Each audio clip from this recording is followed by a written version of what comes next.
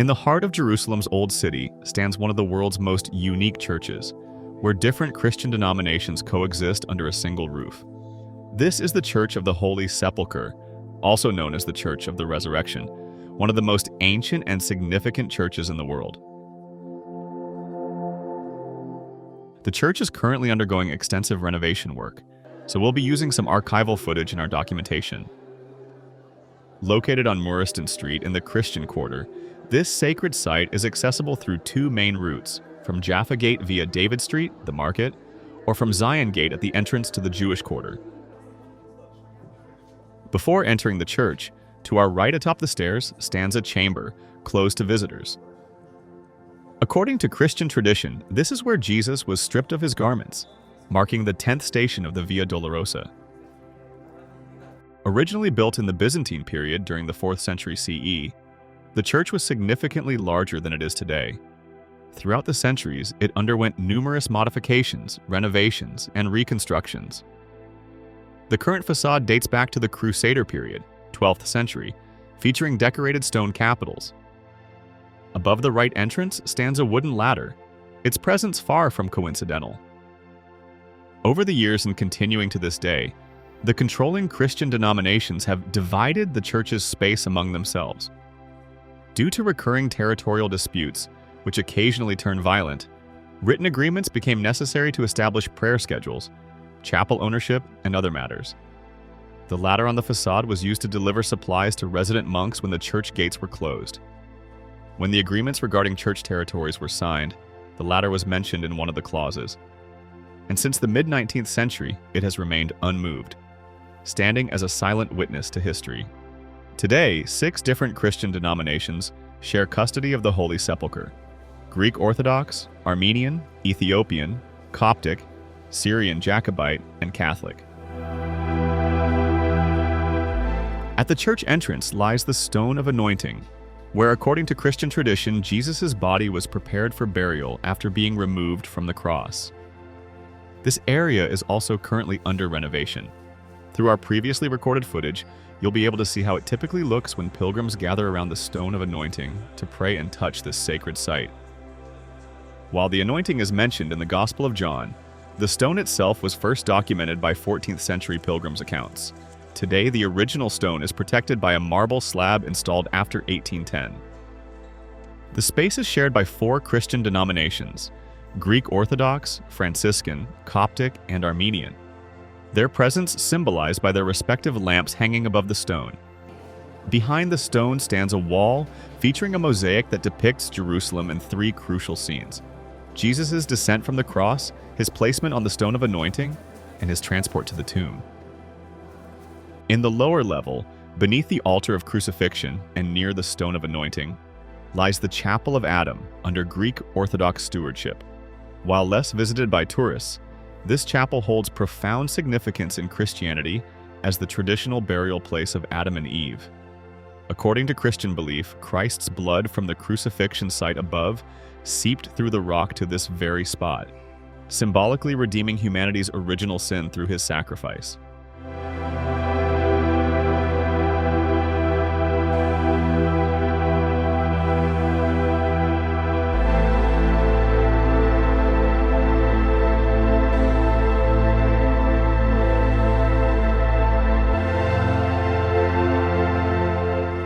Let us ascend the stairs to Golgotha Hill, where Jesus was crucified.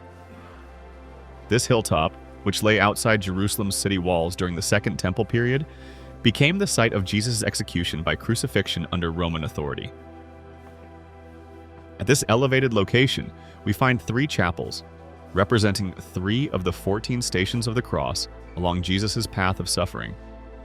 Today, the Rock of Golgotha, where Jesus was crucified, is enclosed within a sophisticated 2-story structure, featuring the suspended balcony of Golgotha and a wall adjacent to modern stairs built after the fire.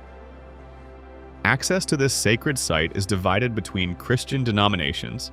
The southern staircase, used for ascending, belongs to the Latin Church, while the northern staircase, used for descending, is under Greek Orthodox custody.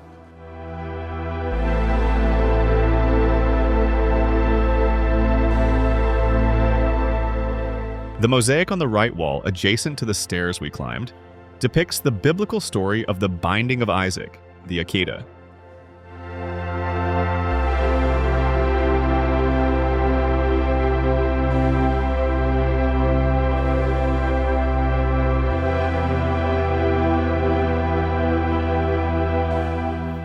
The ceiling mosaics in the Catholic section were designed by Pietro d'Acciardi in 1842. Over time, these artworks became obscured by layers of black soot from the numerous oil lamps that adorned the ceiling, making them nearly invisible. In December 2017, the ceiling underwent careful restoration work, bringing these magnificent mosaics back to life.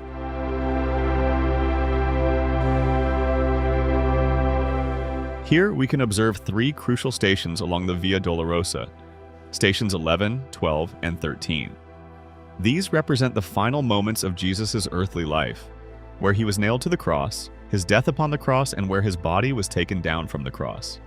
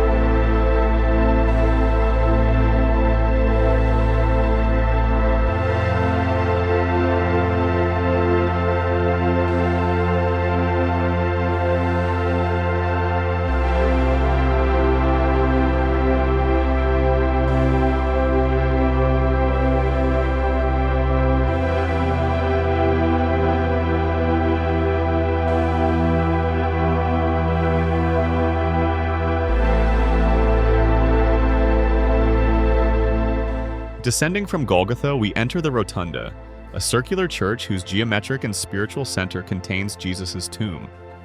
This concentric structure adjoining the surrounding churches serves as a gathering place for commemorative services. Around the tomb stand numbered columns, each belonging to one of the major Christian denominations. The Rotunda's new dome represents a remarkable collaboration between the three largest Christian communities as they approached the Christian millennium.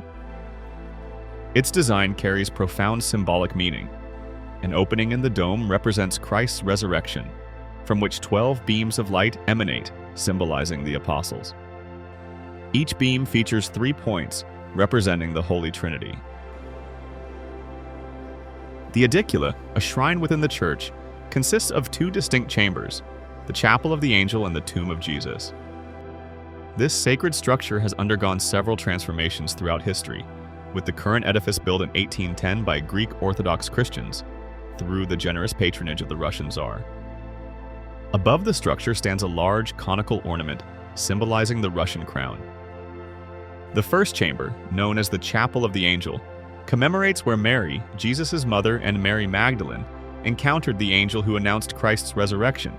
At its center stands a stone altar, traditionally believed to be the rolling stone that once sealed the original tomb. This chapel features 2 circular openings on its sides, designed specifically for distributing the holy fire during Orthodox Easter's Holy Saturday. A low doorway leads to the second chamber, which contains the tomb itself. This intimate space marks what Christians believe to be the actual burial place of Jesus and the site of his resurrection.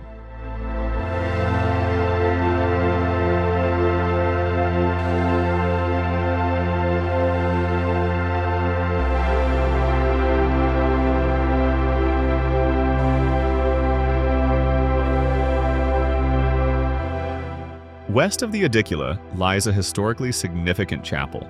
This space, which served as the Rotunda's western apse during St. Helena's time, contains a burial cave traditionally attributed to Joseph of Arimathea, who provided his tomb for Jesus' burial. The tomb's style typifies Second Temple period burial practices, confirming that this site lay outside Jerusalem's city walls during Jesus' time and served as a burial ground. Ongoing ownership disputes between the Armenian and Syrian communities have left the chapel largely unrenovated, still bearing traces of the Great Fire of 1808.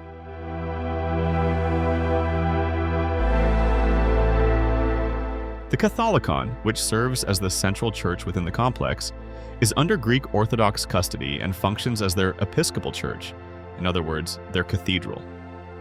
The term Catholicon here refers to its role as the bishop's principal church, making it a focal point of Greek Orthodox worship within the Church of the Holy Sepulchre.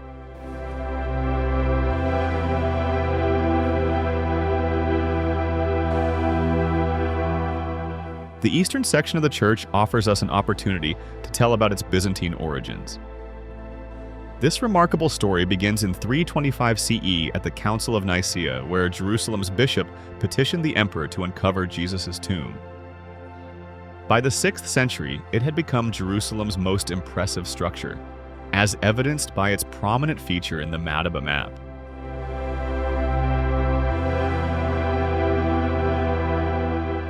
What you see here represents the reconstructed appearance of the Byzantine Church. Here we see a longitudinal cross-section of the church showing its main sacred sites. The illustration also reveals the estimated original shape of the bedrock.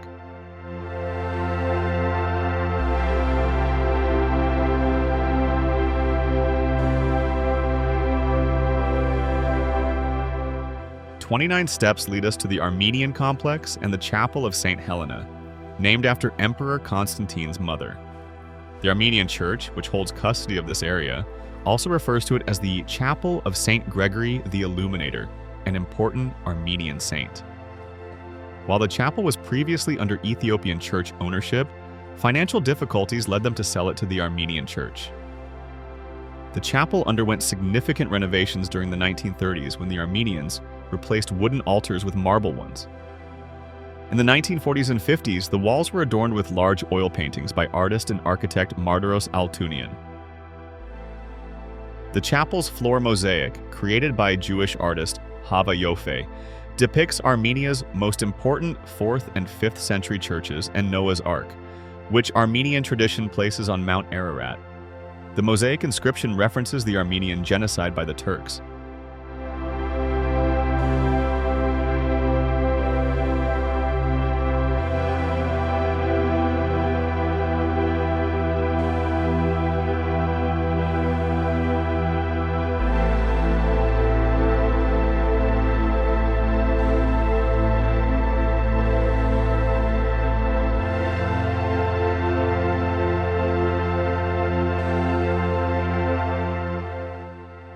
The square-shaped chapel features 2 apses opposite the entrance, the northern one dedicated to the penitent thief, and the southern to Helena herself.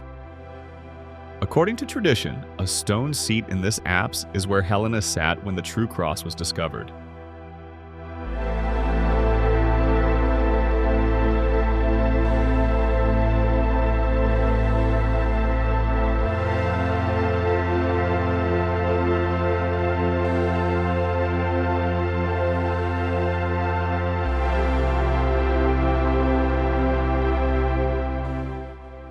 The Chapel of the Finding of the Cross marks the sacred spot where, according to Christian tradition, Saint Helena discovered and identified the true cross.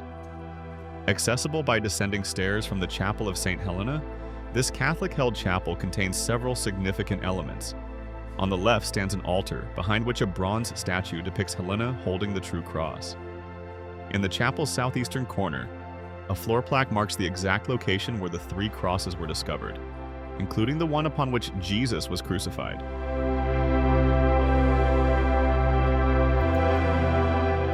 Thank you for joining us on this journey through one of Christianity's most sacred and historically significant sites. Please subscribe to our channel for more in-depth explorations of the Holy Land's most remarkable sites and their fascinating histories.